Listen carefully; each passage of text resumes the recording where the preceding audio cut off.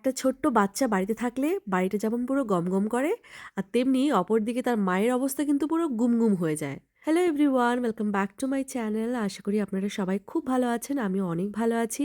আমি শিল্পী, আমি থাকি জার্মানিতে। মামামের গাটা একটু গরম, তাই আমি ওকে স্কুলে পাঠাইনি আজকে। আর বিশ্বাস করুন, বাড়িটা পুরো চটকে দিয়েছে এইটুকু সময়ের মধ্যে। এখনো 11টা বাজে মাত্র সকালবেলা।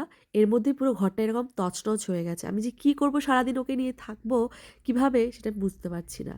আর ওদেরকে তো আপনি যতই খেলনা কিনে দিন, দামি দামি বা অদামি যাই হোক না কেন, নেওয়ার সময় ঠিক নিয়ে নেবে, হ্যাঁ হ্যাঁ আমি এটা নিয়ে খেলবো। তারপর কিন্তু ওগুলো নিয়ে একবার দুবার খেলার পরে সেই যেগুলো আমরা নিয়ে কাজ করব সেগুলো নিয়ে ওদের ইন্টারেস্টটা বেশি থাকবে। যেমন চাল, ওদের একটা ইন্টারেস্টের বড় জায়গা। তারপর এই যে কাঁচের গ্লাস, দেখুন কখন খেলতে খেলতে একটা গ্লাসের উপর আরেকটা গ্লাস ওরকম ভাবে রেখে দিয়ে চলে গেছে, আমি দেখিও নি। তারপর হঠাৎ আবার চোখে পড়লো, যদি না চোখে পড়তো তাহলে ওটা কোনোভাবে পড়ে গিয়ে ওটা ভেঙেও যেতে পারতো। আর আমাদের তো কিচেন এ মানে সবকিছু একদম খুব ছোট্ট একটা জায়গার মধ্যে ও চলাফেরা করতো, তো পায়ে ফুটতেও পারতো। ইনফ্যাক্ট আমরা যেহেতু জুতো পরে হাঁটি তো কোনো নি, কিন্তু ও তো আর জুতো পরে হাঁটে না, ও তো পুরো হঠাৎ একদম খালি পায়ে দৌড়ায়। আর এদিকে দেখুন, এখানে কিচেন স্ল্যাবের ওপরে আবার উঠে পড়েছে, উঠে পড়ে শুয়েও পড়েছে।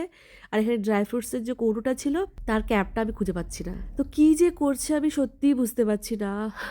এতটাই দুষ্টুমি করছিল যে আমি ওকে তাড়াতাড়ি করে স্নান করিয়ে খাওয়া দাওয়া করিয়ে আমি ঘুম পাড়িয়ে দিয়েছি। আর এখন হয়ে গেছে বিকেলবেলা, একটু মেঘলা মেঘলা বৃষ্টিও হয়ে গেছে এক পশলা, তো কেমন একটু চপ খেতে মন চাইছিল। আমি ভাবলাম যে একটু চপ বানাবো, কিন্তু এদিকে ভাবলাম যে যদি চপ বানাই তাহলে আমার হাজব্যান্ড আর আমার মেয়ে খুব একটা বেশি খাওয়ার ইন্টারেস্ট দেখাবে না, কারণ ওরা চিকেন ছাড়া একেবারেই কিছু পছন্দ করে না। তো তাই ভাবলাম যে এই চপের সাথে একটু আলু, মানে আলুর সাথে একটু চিকেনও দিয়ে দিই। তাই আলু আর চিকেন সেদ্ধ করে ওর মধ্যে কিছু মশলা দিয়ে ভালো করে মাখিয়ে নিয়ে তারপর একটু অল্প অল্প তেলে ওটাকে সেঁকে নিয়েছি, খানিকটা টিক্কার মতো করে নিয়েছি। তো ওই আমার হয়ে গেছে আলুর চপ। সেইটা আমি একটু চা বানিয়েছিলাম, চা নয় অ্যাকচুয়ালি কাড়া বানিয়েছিলাম। আমার মেয়েরও যেহেতু একটু হালকা সর্দি ফর্দি রয়েছে, গা গরম রয়েছে, তাই জন্য কাড়া বানিয়েছিলাম, যেটা আমিও খাবো, মামামকেও একটু দেবো।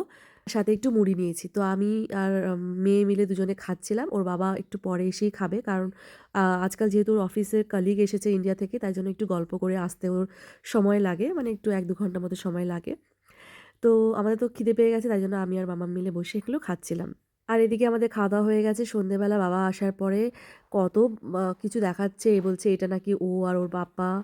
তারপর এদিকে ওর পাপা আবার রসুন তেল গরম করে লাগিয়েও দিচ্ছে। আর আমারও শরীরটা একটু ভালো নেই, ঠান্ডা লেগে গেছে মামামের কাছ থেকে। তো তাই জন্য আমাদেরকেও মানে একটু লাগিয়ে টাগিয়ে দিচ্ছে তেল। তো এইভাবেই মোটামুটি আজকে দিনটা কাটলো। মামাম এখন বেটার অনেকটাই। তো কালকে ওকে স্কুলে পাঠাবো, না হলে আমার অবস্থা খারাপ হয়ে যাবে। তো দেখতেই পেলেন মামাম আজকে কিন্ডারগার্টেন না গিয়ে কত কি করলো সারাদিন। সামনে আবার সামার ভ্যাকেশন আসছে, কি যে হবে আমি বুঝে উঠতে পারছি না, রীতিমতো ভয় লাগছে। তো যাই হোক, এই ব্লগটা আমি এখানেই শেষ করলাম। দেখা হচ্ছে আপনাদের সাথে খুব তাড়াতাড়ি নেক্সট একটা ব্লগে। ততক্ষণের জন্য ভীষণ ভালো থাকবেন। টাটা।